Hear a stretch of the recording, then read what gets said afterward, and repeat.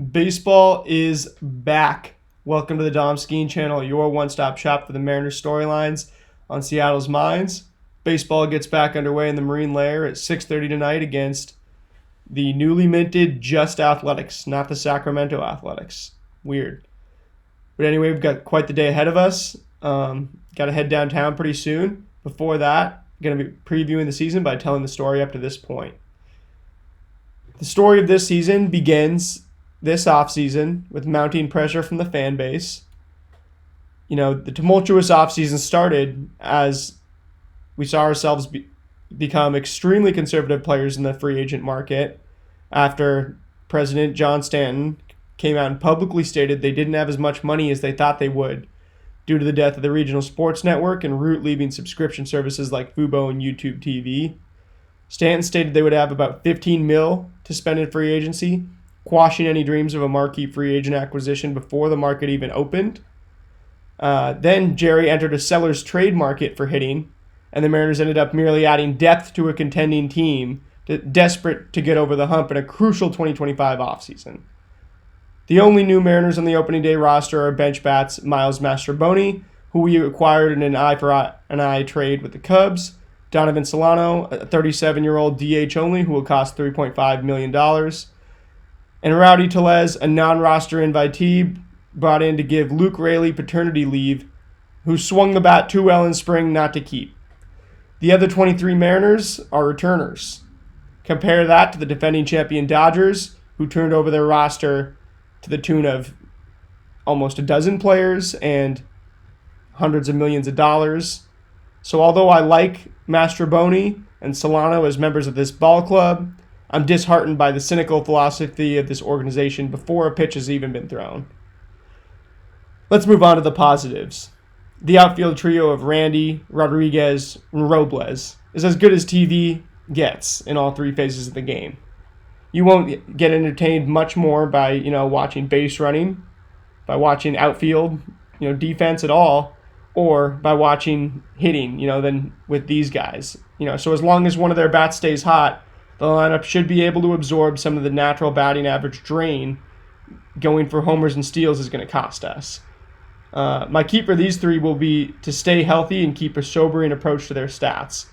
So don't call any of these guys the MVP after 1 week, but don't doubt that any of them can rack up the offensive stats like an all-world guy when they're hot. This story is similar for those three guys, obviously to varying degrees and levels of success over the years, and hopefully to come as well. The rotation is one of the best you could ever ask for. To have 5 blue-chip starting pitchers and 4 of them young and club-controlled is a display of the greatest roster construction imaginable. Jerry's track record on starting pitching has been nothing but sterling. The choices he's made in early and late rounds of the draft turn out to be top 100 prospects by default almost at this point. They were all developed with such care that they've blossomed in the majors this far. Innovation in pitch types and use of matchups, and even the choices he's made about which ones to trade away and which ones to keep have all been stellar. The stat logs do them justice, but nothing describes their importance to our aspirations like an old Mike Cameron quote does. There are 2 things that matter in the playoffs: pitching and health of pitching. And get well soon, George Kirby. We'll be able to use him back as well. Catcher is as bright as it can be for the Mariners for the first time since, ironically, Dan Wilson. Cal Raleigh finally received an extension yesterday after the collective clamoring of the fan base, both about increasing payroll and building around the heart of the team. What people might not realize is that Cal is currently projected by Fangraphs to be one of the top 15 position players in all of baseball this season. Not only is he a fan favorite for his humanity, leadership, candid interviews, one of the most likable nicknames in all of sports, and the Big Dumper, but he's become one of the best players in the game as well. His extension deserves praise, but was absolutely necessary to the organization, both on and off the field. Even the bullpen isn't so bad. It's actually one of the best in baseball due to our use of matchups and all the pitching depth in our pipeline from a packed rotation. There aren't any new relievers who made the roster, though, so we can expect the usual suspects from last year. The infield is where we have a problem. Who's on first is a reasonable question tons of Mariners fans will need to ask today, and the answer isn't too confident. Tellez now has all the pressure to perform like a starter, and the fan base doesn't care what you were expected to do. They go to the ballpark to take pride in the work being put on by those who represent their city. They want players that will bleed for the S on that ball cap.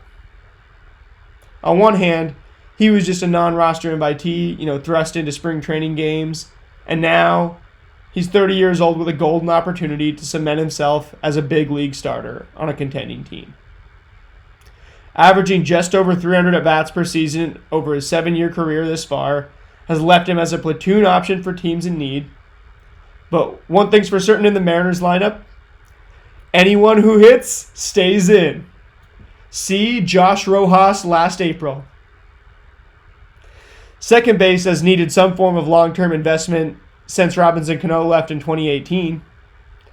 Instead, we've tried a myriad of platoon and budget options that have all left much to desire. I dream of a small ball second baseman who can complement our lineup well and take advantage of T-Mobile's park factors, hitting for average, shrinking the strike zone, and giving all the big boppers in the lineup room to breathe. Unfortunately, Adam Frazier, Colton Wong, and Jorge Polanco have all failed to meet expectations when recently thrust into this role. But Ryan Bliss is younger than all of them and therefore inspires more optimism. Here's to the unknown upside of second base again. Third base was a turnstile last year. So we brought Jorge Polanco back for some continuity. Not really at the position, but in the lineup. We cut him earlier this offseason from his $12 million deal, just to bring him back for $7 million after both parties tested the market. He couldn't find a sooner. We couldn't find a second baseman. He was one of my favorite players in the bigs as recently as 2019. I just remember sitting at Target Field against the Yankees, watching that contact swing, thinking he could be one of the best slap hitters in the game. It baffles me why the Twins had him sell out for power, and I've never bought the narrative that him trying to hit 20 homers was a good thing. It resulted in him never using his best weapon, which is that smooth contact swing of his, and hasn't proven to net him more homers than his career year either. So when we brought him in, and I heard interviews last offseason about maximizing a skinny second baseman's power output in the marine layer, it's like talking yourself into eating some greasy fast food. You've done it before, and you know how it's going to end. I'll always be a defender of JP at short, but he does need to produce offensively and stay consistent on defense. He would be the first to admit he had a mediocre last season. And without standing out on the stat sheet, he needs to pass the eye test every night, playing at 100% while being the coolest dude out there. This is somebody that fans are buying tickets to see. With massive prospects in the pipeline, however, pressure will mount to move on to the next generation at shortstop if our captain underperforms to start the year.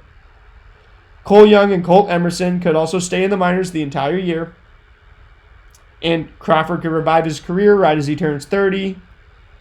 There's nothing guaranteed about his future in Seattle. And post-deadline, it's completely up in the air, and national media has already speculated him as a buy option for contenders.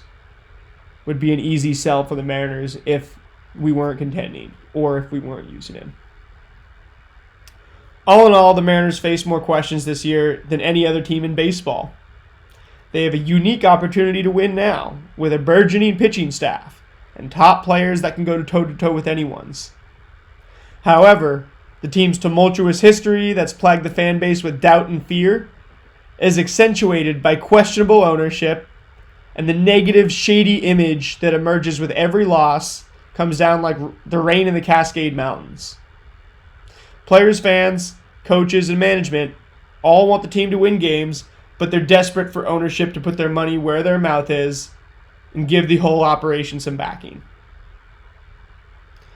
I predict the Mariners will go 90-72 in a top-heavy AL with balanced schedules. Our pitching should eke us out a few extra wins, despite our offense having some historically bad weeks. I predict Cal Raleigh will be the Mariners' MVP. I always pick Julio, and Cal just might be a top 15 position player and the best at the hardest position to get right. The positional advantage at catcher could give him the edge. I predict Logan Gilbert will win the Mariners Cy Young, and they absolutely need to get his extension done next, because when he's determined and has got a reason, just give him one extra reason. Just give Logan Gilbert one extra reason. The guy who already prepares harder than everybody else, does everything by the book correctly, shows up, professional, and you give him that little bit of edge.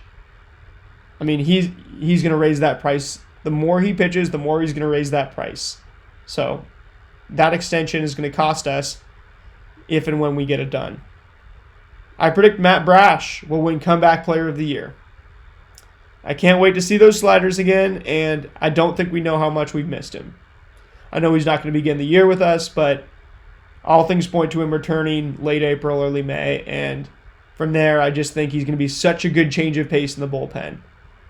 Such a change, just such a switch from what the other guys that we got, that I think we're going to be able to bring him in and quash some rallies. And finally, I predict we'll lose in the ALCS to the Yankees, because history says that they'll buy at the deadline and we'll sell.